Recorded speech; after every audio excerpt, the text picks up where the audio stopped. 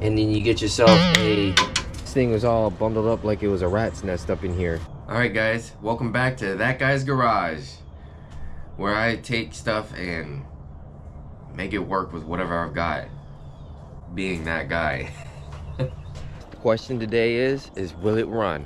We're gonna get this thing fired up and see if it's gonna run on all cylinders and if we're leaking water or not. There wasn't any coolant in the radiator.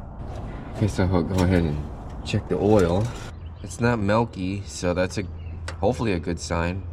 I suppose the guy did a water pump. Then what he did was, there's a mechanical fan, and he put an electric fan in here also. I took the belt off so I can try to get this thing to pump a little water in here and mix it, because it was getting down to below 30 degrees. And I wasn't able to start it up or anything because the wires were cut at the steering column, and it was too cold out to try and get everything set up. It was just easier to take the belt off and spin it by hand. And, well, you probably can't see inside here, but the radiator had nothing in it.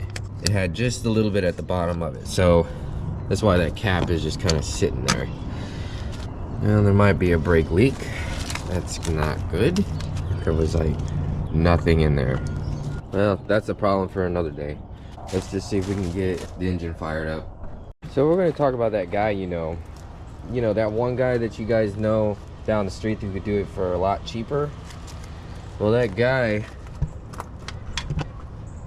sure, he could get the job done, but sometimes it's not done right. These are not meant for cars. You can most certainly use them just like this, but they are not meant for cars. Especially all this hacked up wiring, all this electrical tape. What kind of job is this? He even had it where this thing was being held on by a little tie. Not trying to hate on somebody's work here, but this thing was all bundled up like it was a rat's nest up in here. And here's the switch for those fans that obviously don't work. The switch is burnt out because it was just too much of a load. Oh, there it worked. Wait, it's in and out, guys. In and out. So now I've got to go through, see which wire is not connected. See, here's one that's not even connected to anything. I don't even know why it's even there. This one must be floating around too. Yep. What do you know? It's just sitting there. So yeah, that guy, you know, did it right. Because I mean, it's not like there's a mechanical fan up here. And it most likely probably has a clutch in it, and that's probably what it needed to be replaced in this thing. But no, he put in electric fans. Look at this, even two more floating wires.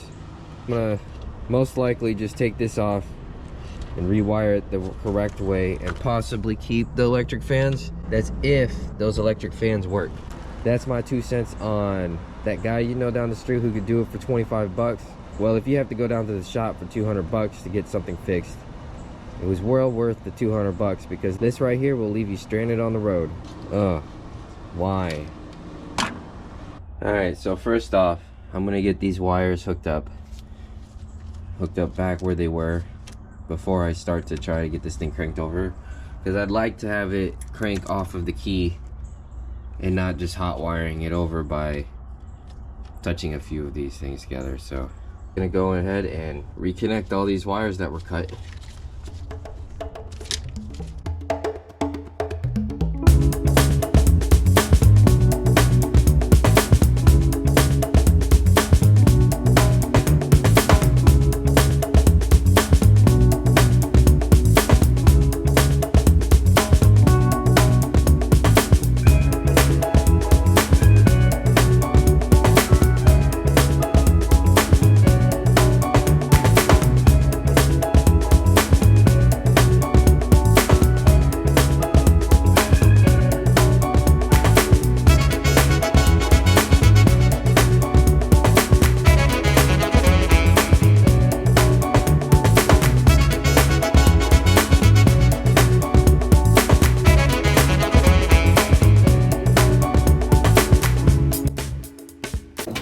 Alright, so first off, we're going to get some of this stuff out of the way.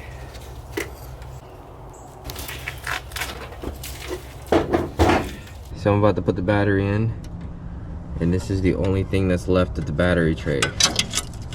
Well, it's held on by like a piece, little sliver here. Put something here, so I have a battery tray. So on this particular van, it comes with side posts, and this is a top post battery, and this is all I had for now. So I've got to make what I've got work, and I already bought this right here so I don't have to cut the ends off. See if I have some kind of a jumper cable that'll go right over to that one, but that should be fine, be able to fit right on there. I just needed right now to see if I could get this thing to start and crank over. It's really what I'm looking for today. I'm not worried about how it looks or the aesthetics of it, just as long as it works. I'm not trying to throw money into it if it needs a motor and then we decide not to want to fix this thing, so I'm just trying to get by with what I have. Alright, so I found myself a little jumper cable here. It's like about 2 feet long, but that's fine. Shouldn't be too bad. Alright guys, everything's bolted up. Let's see what we get on this dashboard.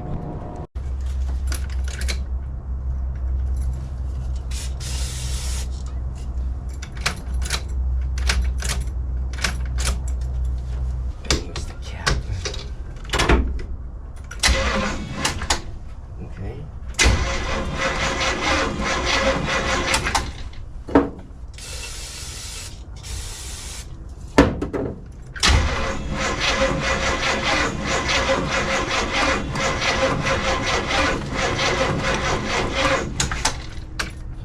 So I'm gonna go get my big cranking amps jump box.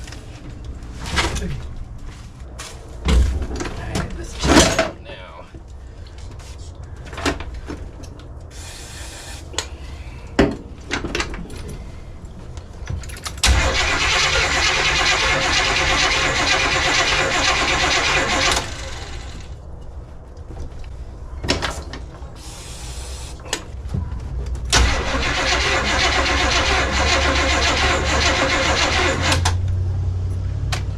Alright, I gotta see if I'm getting spark.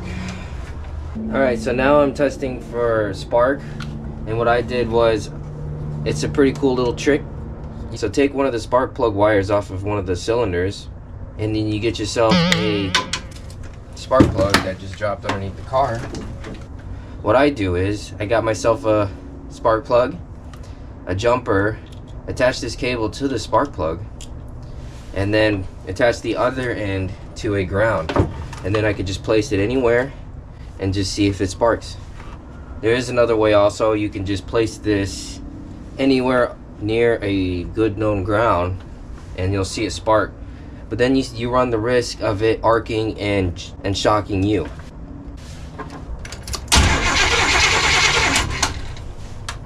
So right now I'm not getting any spark, so I've got to see if I'm getting any power to the ignition coil here, which I'm betting you is probably what it is. I got my power probe right here. This is an awesome tool. It just goes right up to the battery, and then you can even make it where this part right here can give power or ground, and it even gives you a ground also if you need it to test solenoids and all that. You can even test wires and check and see if it's giving off any power or not. In this case, it's not giving any power. So that's probably why I'm not getting any spark, because there's no power being given to it. I'm just gonna make a little jumper wire just to put on here. So on this, you can actually take the cap off, and it's even labeled battery, tach, and ground. And I will just put power to this one, to the red cable basically on here. I have this jumper right here also, which is gonna just supply me with a fuse. That way I don't burn that out or burn my tool out. And I'll just put it to the end of this. That will give it power. And we will see if we are getting any spark.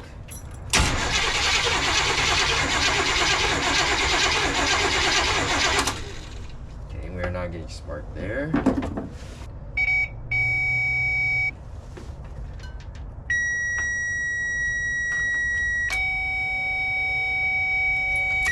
Alright, so now it is getting power.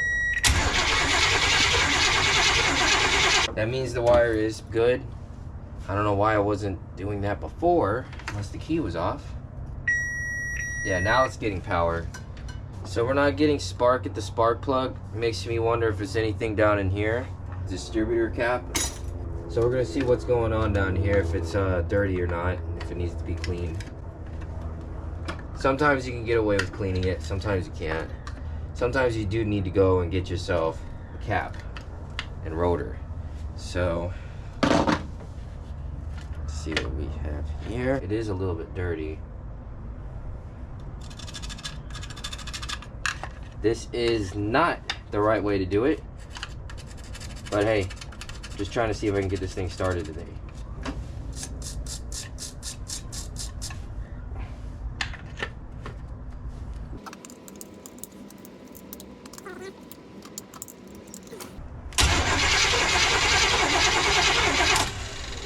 So I'm thinking we're gonna need a distributor.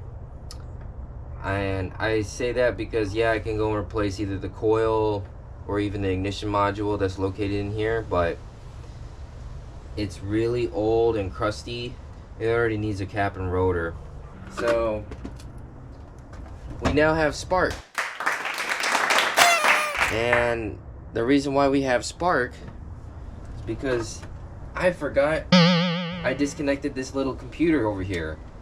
I forgot it, but obviously it had something to do with that because there's this wire, that secondary wire that comes off. Now I have spark. Now that's nice. Now we're gonna see if we can get this thing fired up.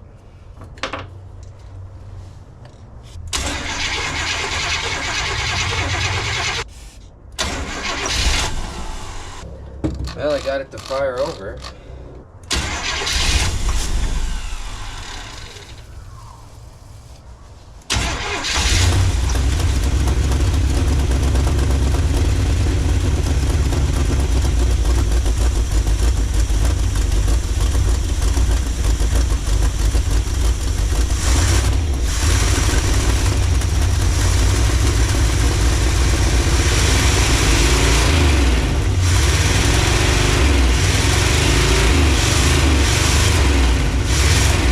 Probably gonna have to rebuild the entire exhaust on the thing, or just go down and take it to a shop. But it's running on its own cylinders with me not having to put any fuel in it.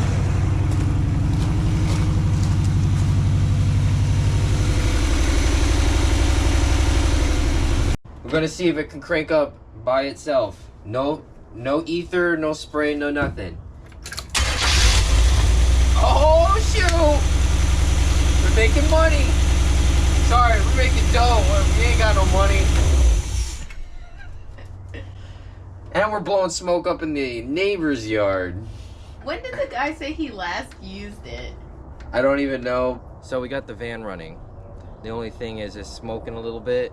I don't know how old this gas is. It could be that it's been sitting in here for like a few years. I'm just gonna at least mix in a little bit of gas with this one. Maybe like 3 gallons or so. Put a little heat just in case I got a little water in the gas tank. And if you don't know what heat is like basically alcohol, and it mixes with any water that might be in the gas tank. I'm gonna mix a little bit of heat just to be on the safe side. Hopefully that'll make it not run so crappy. That's what I'm really hoping on, is that it's just got some bad gas and it's just running pretty bad from that. I'm gonna also check to see if this has a coolant leak as well.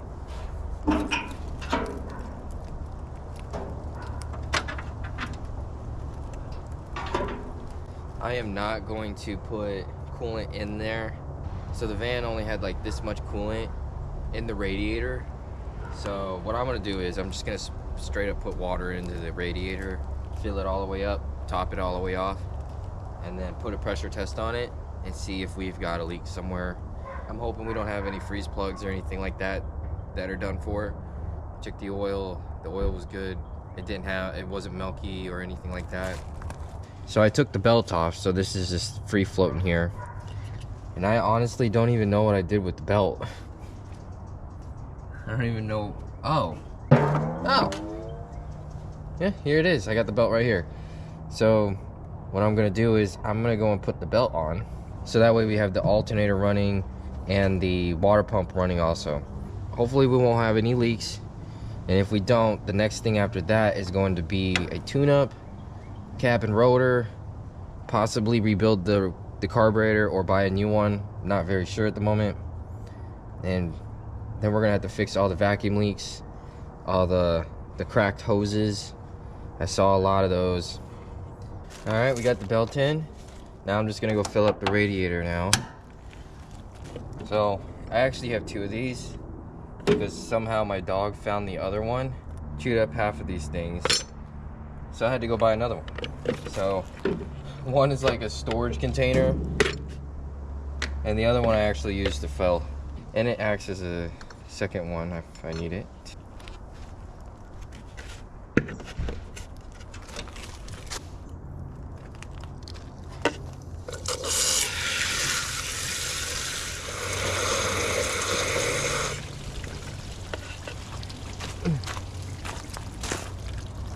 There's our coolant leak. Split radiator hose up here.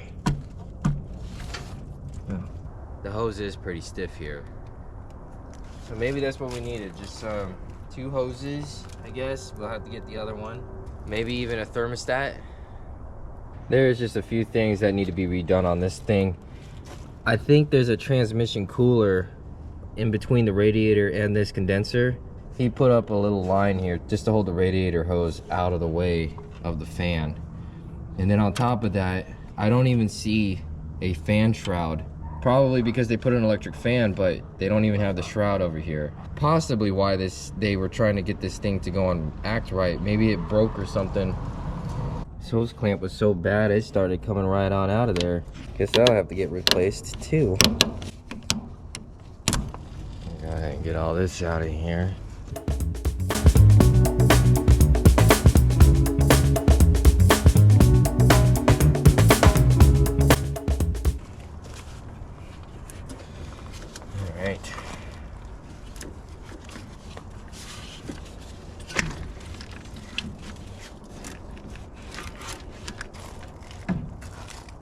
So here's the old hose, and you can see it burst and split wide open right there.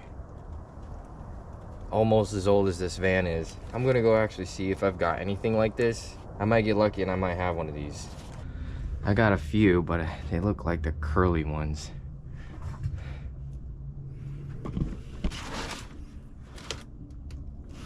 I don't know if any of these will fit. I might be able to make it curl, maybe. I don't know. Let's go see. All right, we got a couple hoses here. This one might fit if I make it somehow rotate. I know it might not be the correct hose. I'm just trying to see if this thing is gonna hold water in all the other areas of the car before I start dumping more money in here. Which I'm not trying to do. I'm trying not to. So that didn't work. And I had to go ahead and I picked up both the radiator hoses. I was gonna get just the one right here, but then I was like, you know, I can't be that cheap. It was most likely going to need the other one anyways, so just went ahead and got it. Most likely this thing is overheating or whatever it is doing because there's no fan shroud on it. Now you see how much radiator just showing? There's no actual suction going on because there's no fan shroud. Most likely the reason why this thing is not cooling down properly. So this guy had 2 fans on here, but it still needs a shroud. There's like area right here that's not even being anything sucking on it. Then I'll just drop the hose clamp on it. And I'll get the other side of this hose on here also. Go ahead and tighten these things up. All right, now I gotta get the 2 lower ones off. All right, just got the lower hose off. This one didn't seem too bad, but it still needed to be replaced. So I also got myself a water temp gauge here also, just because I don't know if the one on the van is gonna work or not. And I wanna be able to know if this thing is getting overheated. So I bought one just to be on the safe side. So there's a coolant temp sensor right here, and it's already snapped off. I'm just gonna place this thing right there.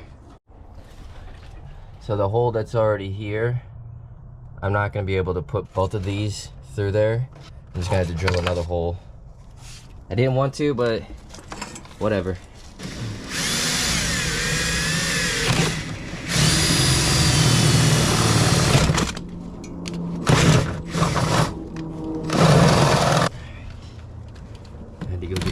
drill bit.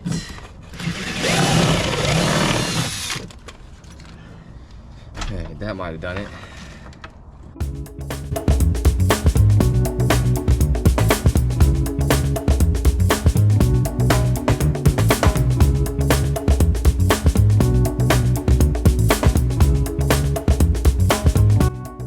Most likely going to be putting both these gauges somewhere else, so I'm just gonna have it sitting here for now.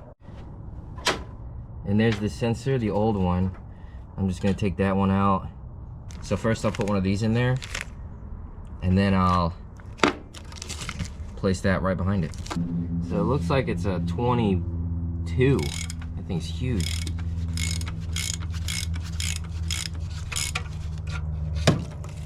I guess a little bit did come out. So then I'll just get the right fitting here, which is this one. I'm gonna put some thread tape on here. Got a little bit on there now. Okay.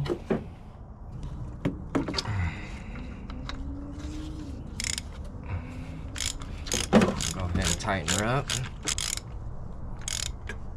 Okay. Alright, now just put that in. Probably gonna have to go get a wrench to put this one on. Wrench now. Looks like it's a 5/8, so I'll go ahead and tighten it down. Obviously a little at a time, because there's no freaking room.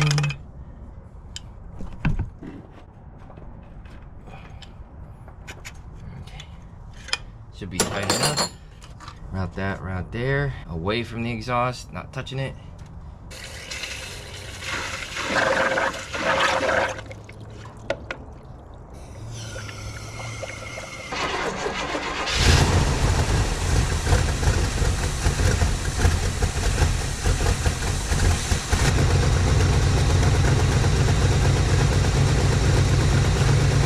All the air out of the system.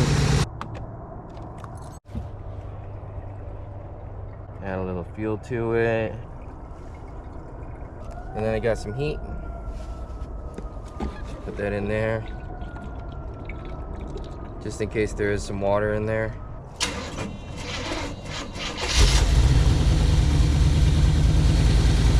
So now I'm gonna let it set. See where we go from there. The gauge is climbing a little bit there, and we have oil pressure also. I don't know if these other gauges work though.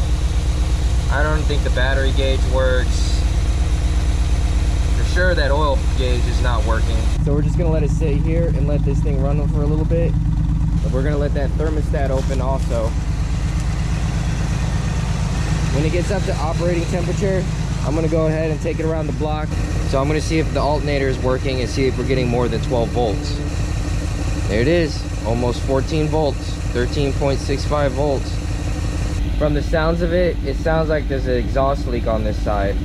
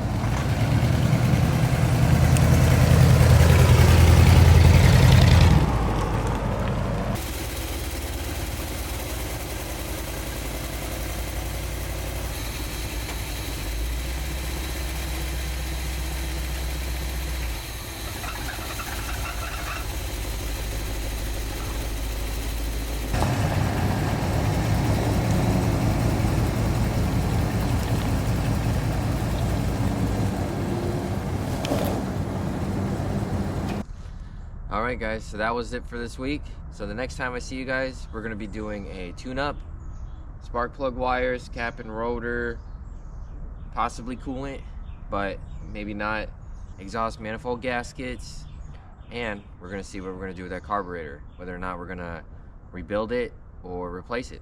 So thanks for watching. hope to see you guys next time. See you later. All right, guys, we got a diesel.